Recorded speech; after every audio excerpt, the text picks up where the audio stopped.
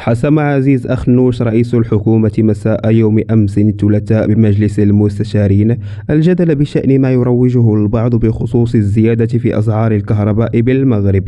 رئيس الحكومة في معرض رده على السؤال المحوري بمجلس المستشارين في إطار الجلسة الشهرية المتعلقة بالسياسة العامة حول موضوع الحوار الاجتماعي، تكريس لمفهوم العدالة الاجتماعية وآلية لتحقيق التنمية الاقتصادية، أكد أن أسعار الكهرباء لن تعرف أي زيادة بالرغم من المشاكل التي يعرفها القطاع. وشدد أخنوش قائلا: ما كاينش زيادة في الكهرباء والدولة ببركتها غادية تلقى الحلول لتمر هذه المرحلة بسلام. وأفاد أخنوش أنه عقد أمس الجمعة اجتماعات موسعة مع عدد من الوزراء بشأن قطاع الكهرباء، مشيرا إلى أن قطاع الكهرباء كلف المعنيين بالأمر ملياري دولار إضافية في المواد الأولية، ولم يلحق هذا التأثير المستهلك. وفي سياق آخر، نوه رئيس الحكومة بالنتائج التي حققتها الصناعات المغربية خلال السنة الجارية، حيث حققت صادرات الفوسفات ومشتقاته 92 مليار درهم،